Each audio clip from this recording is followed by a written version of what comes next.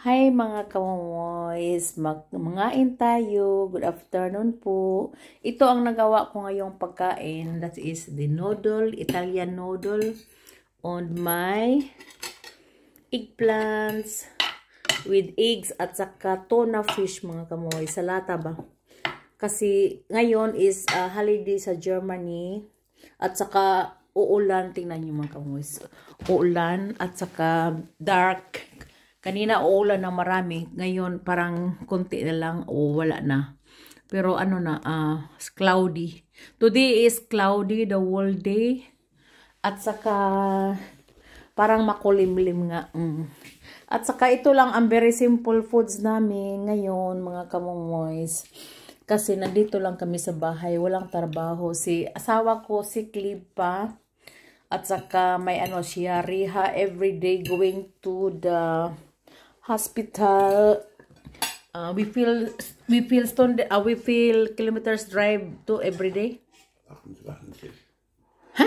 56 kilometer, 60 kilometer. I din dag? Ja. Back and forth. Ja. 7 kilometers. Is det 7 kilometers? 7 kilometer så bis Dölken. Also Dulkin. Wie viel kilometers ist das dahin? Einmal. Mag-drive siya parang 28 kilometers back and forth mga kamomoys ba? 56 hin zurück oder mehr. Ach, und 50? 56, 6 kilometer. Also 20 kilometers is the plus. 25 kilometers? Kilometer etwa. Oh yeah. So, 56 kilometers back and forth para ang drive niya mga kamoys, but not highway, only Landstraße. At saka may ano siya mga kamoys, free foods, drinks, parking, at saka yung gasolina daw bayaran siya later after matapos ang rihan niya. 14 times lang, 4 or 14 days, no? Papa, no? 14 days and after ripanan siya sa gasolina, gasto niya mga kamoys. Normally, ang riha dito is pwede makahiga, pero si asawa ko hindi man siya na stroke. Ano lang siya ba? Parang may infection sa body niya at saka kung hindi pa siya nadali mga kamoys, kung hindi ko pa siya nadala sa hospital, maybe na stroke siya. Kasi yung nangyari ito very early in the morning. So, sabihan tayo mga kamomis. Parang i-ano ko sa vlogs na lang, mag-vlogs na lang ako dito, hindi na reels. At saka sabihan tayo anong nangyari sa asawa ko, yung last, we will walk and bis son krankes Reben oder Monate, pas 3, no? Ja, pas 2 Monate, no? So, 2 Monate, ja. Wann war das passiert? Ende Juli oder August? Mitte August. Mitte August war das? Habe ich vergessen. Ich weiß, dass die Brother Louis wollte auch fliegen nach Pilipinas, war das Tuesday, no? Papa, no? Dienstag, no? Ja. Dann Mittwoch, ja, da Dienstagabend, dann bis zum Mittwoch, genau. Das war das. Und dann, sabihan tayo mga kamoys, the time nga yung nangyari na si asawa ko na dala sa hospital, yung nangyari sa kanya last 2 months, before that, nagtrabaho siya Tuesday. Ngayon, ano daw kuno siya, parang nakarinig siya ng very loud daw, parang loud sa, ano ba niya, sa air niya, na pagka following day, kung siya magtrabaho mga kamoys sa Wednesday, parang naano siya mga kamoys, nalipong siya ng swindlish ba. At saka ito na nga ang reason na sabi niya, nagpunta na siya sa auto, ready na siya magtrabaho kasi nag-almusal na siya, maaga siyang nag-pick up, at saka 5:30 palagi siyang 5:30 mag-drive na siya patungo sa trabaho. Naano ko ako kasi sabi niya, parang ano daw siya, nahilo. Sabi ko, matulog ka muna. Sinabihan ko, matulog ka muna. Hindi ko alam anong mga kamomoys. Sabi niya, nahilo daw siya. Sabi ko, matulog ka muna. Sinabihan ko lang siya. Natulog din siya. Ngayon, nag-wake up siya mga 9 o'clock mga kamomoys. Nag-wake up siya mga 8 o'clock siguro or ano, punta siya sa doktor dito sa amin sa place namin ba. Pero pagpunta niya doon mga kamuis, walang doktor.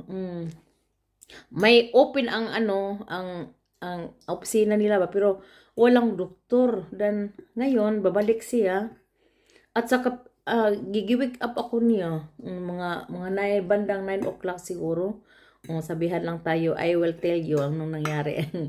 Nagbalik siya mga kamoy sa bahay at sabi niya, ginising ako niya ng 9 o'clock. Sabi ko, kasi pagod din ako galing sa trabaho, gusto ko matulog hanggang 10 or 11. Pero ginising ako niya mga kamoy at sabi niya, dalhin mo ako sa sa ibang doktor daw, yung malaki namin ba sa center sa mga doktor o mga center sa mga maraming doktor doon.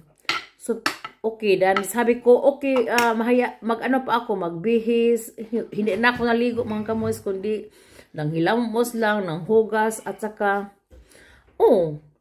mga 14:15 nag-drive ako kasi hindi siya makadrive, nahilo nga. At saka anong nangyari mga kamoys, pagdating ko namin doon, para siyang matumba. Pero hindi pa siya natumba, pero nakakita yung yung pag namin sa France, yung nurse nakakita sa kanya. Dan dinala siya kaagad doon sa doktor mga kamoy, sa room sa doktor. At saka sabi ko magpunta lang ako sa baba kasi may kukunin akong tabletas din para sa akin, para sa high blood sa akin. Pagbalik ko mga kamoys, at saka yung auto pala, allowed only 1 hour parking. Akala ko mag-wait pa kami doon sa taas, sa doktor. Pagpunta ko sa auto, ko yung park or is kanang timer ba? Nga, how many hours ka nag-park sa auto doon. Allowed only 1 hour. Dan, kailangan mo yung ang timer, extend another 1 hour. Ano nangyari mga kawas, pagbalik ko, sabi ko, nasaan ang asawa ko o kumusta siya?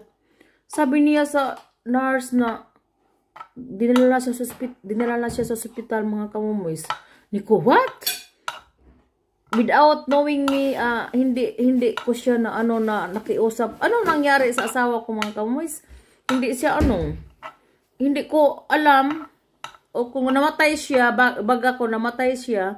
Hindi, last na yung nagkita kami sa yung paghatid ko.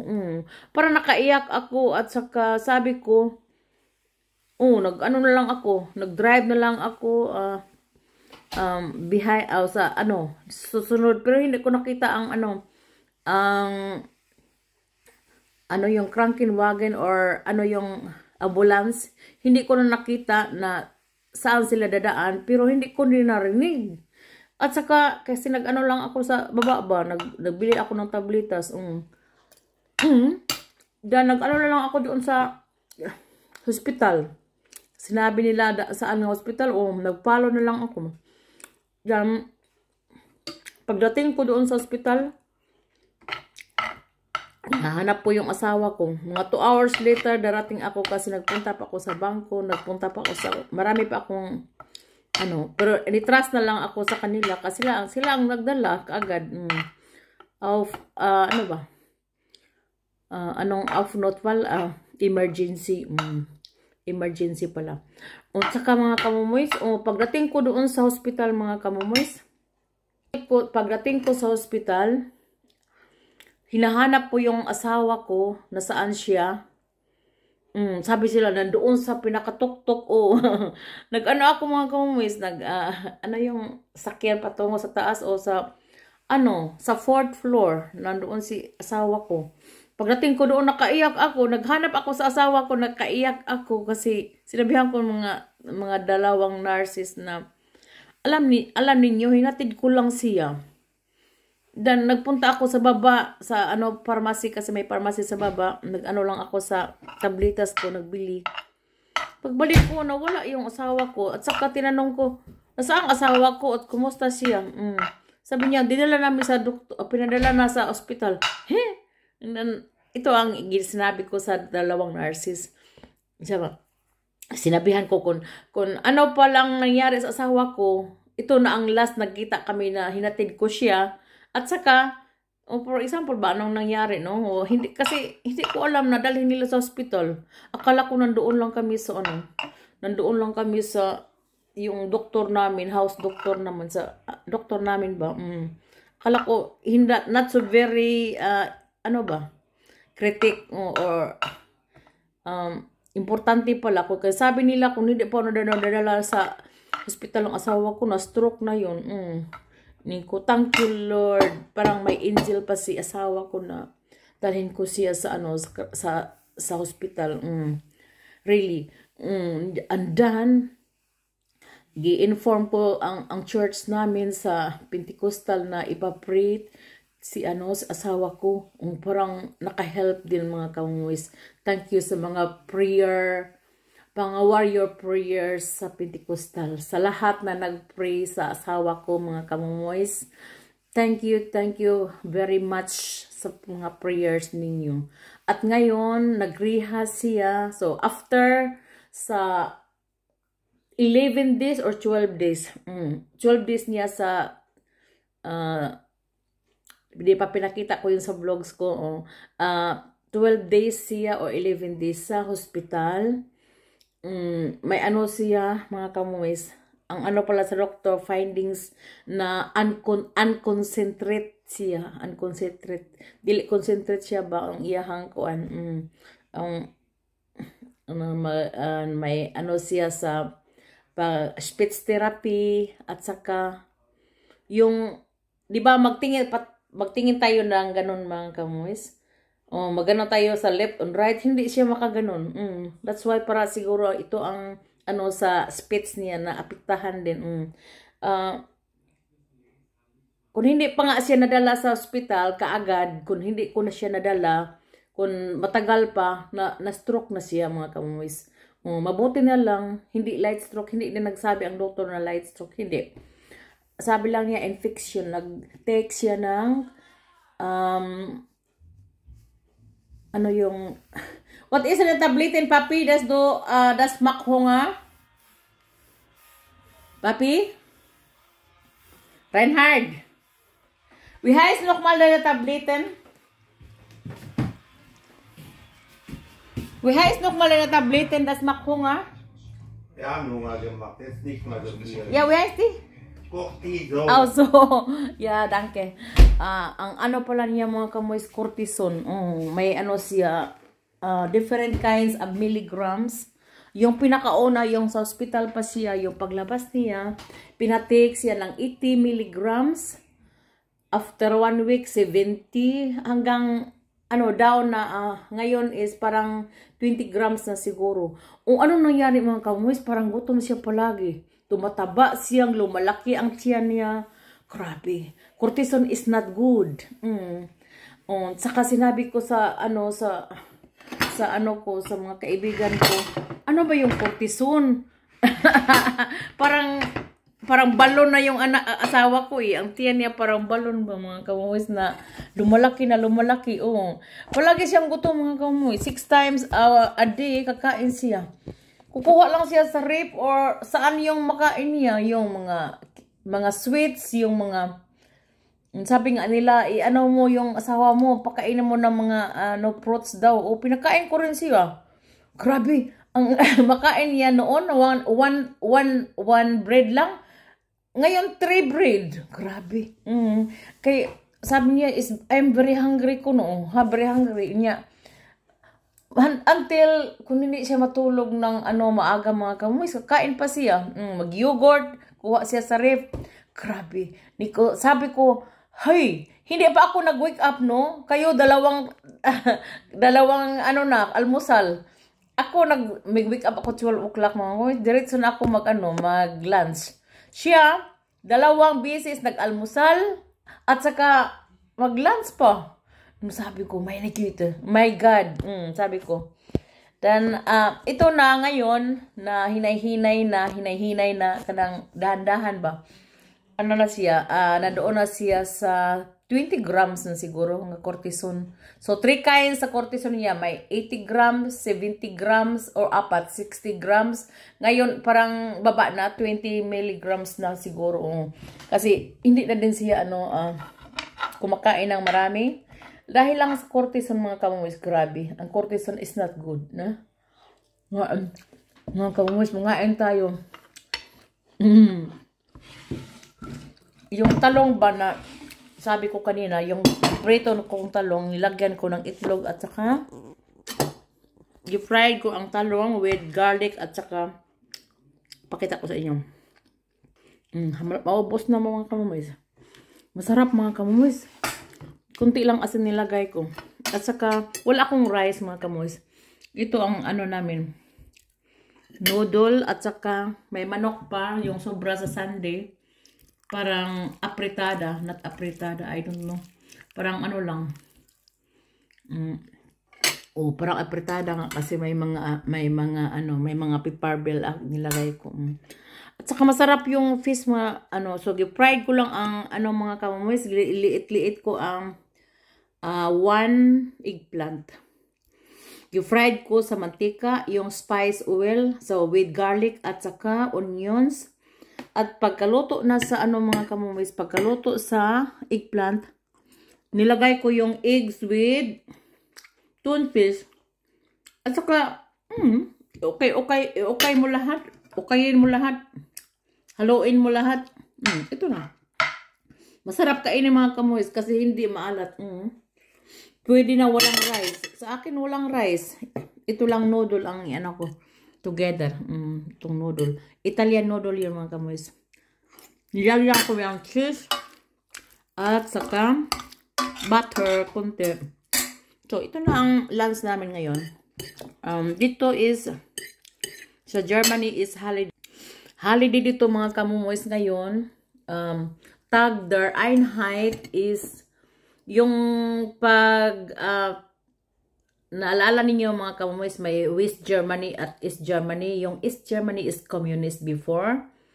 Ngayon is since 1991 nag-ano na sila mga kamumoys.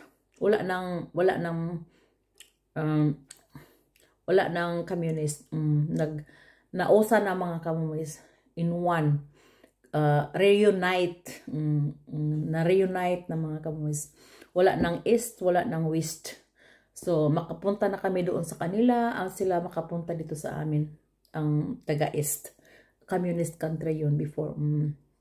Yung pagdating ko, yun?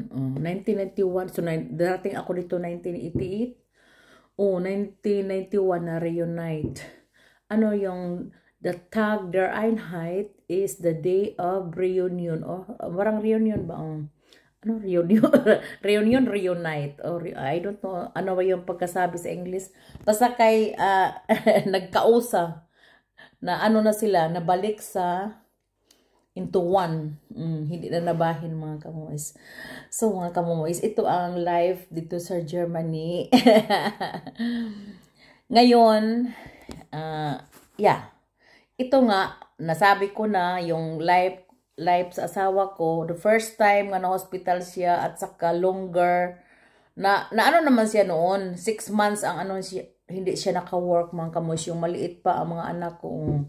At saka, ngayon na naman, the second one, I hope na unconcentrate is, makatrabaho pa man siya mga kamumoys, kasi pa siya, even is, yung speech niya, is the best na balik din kasi may speech therapy siya.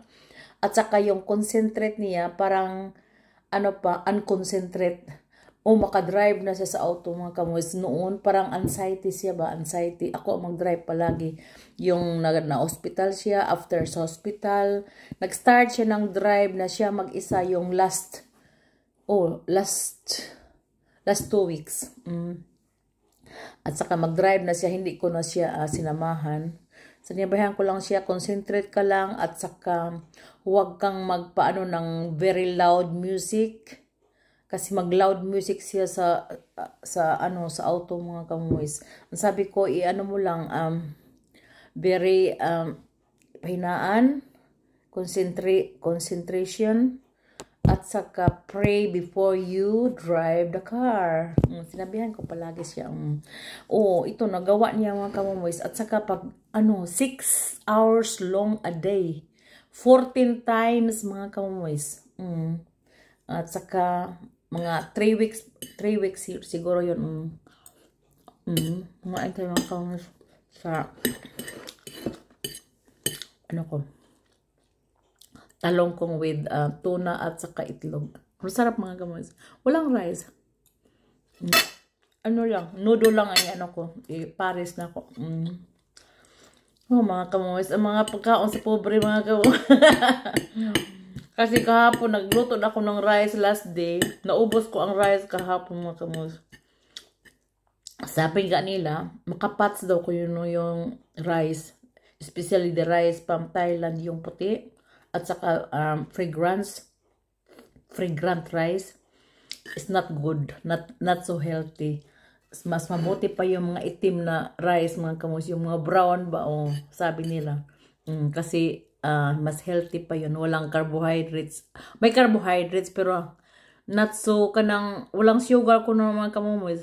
Kasi ang rice daw may sugar. I don't know.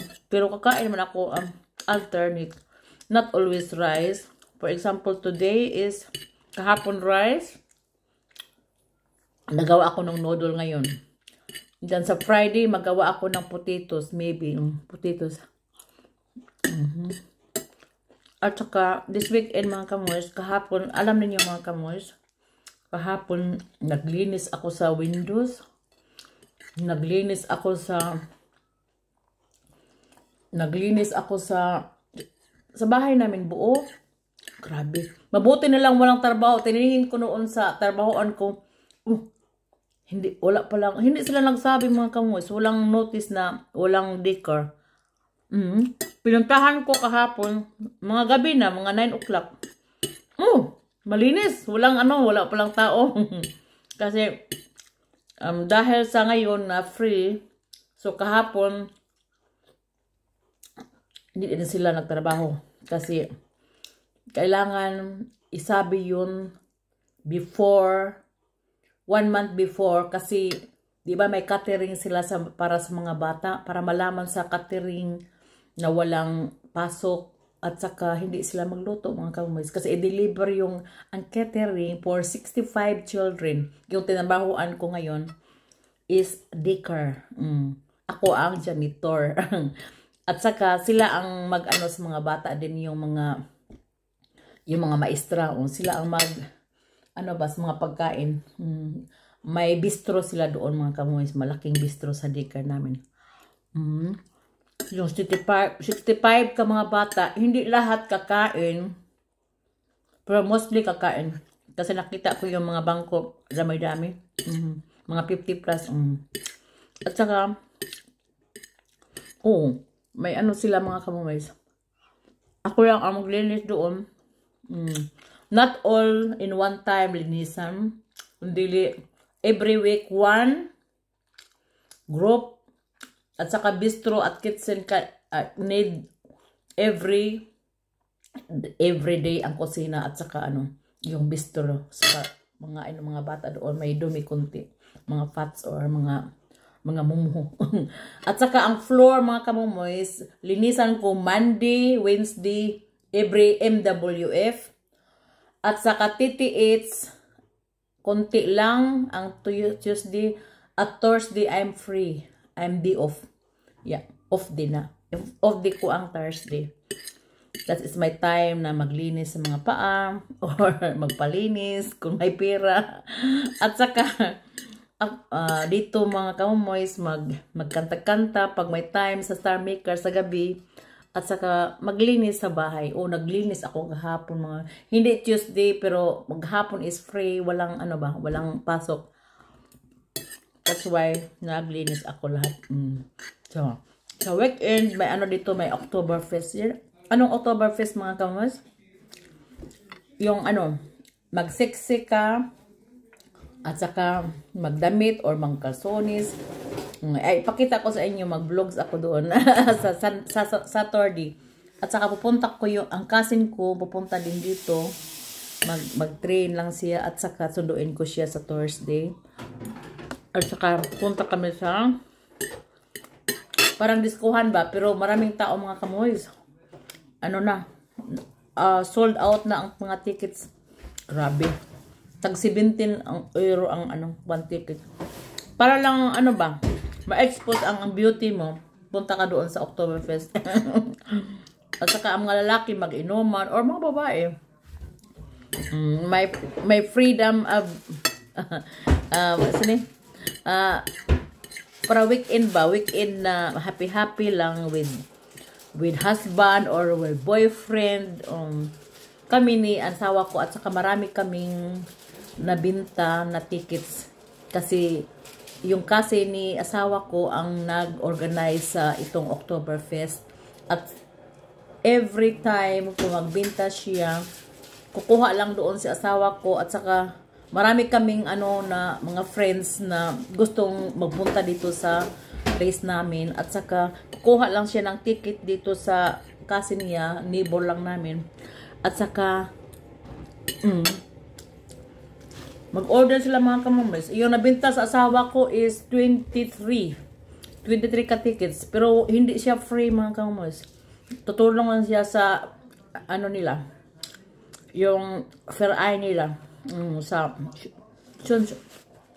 it belongs to the Schützenfest per Iron yung Oktoberfest kasi nag-invest sila ito sa kasi ang Schützenfest dito every 3 years. Yung Schützenfest is a big fair Iron dito sa place namin na may mga lahat magbinta at saka yung mga ang money na ito yung nila gay nila may din sila may tindahan din sila nga nilagyan nila ng kapital ito na ang nila mag-support every 3 years sa Schützenfest. So mga kamumoys see you sa Oktoberfest. Magla-live ako doon mga kamoys and have a blessed Tuesday po. Happy reunion. Happy reunion sa Germany, East and West. Okay mga kamoys, thank you for watching. Have a blessed po. Bye-bye.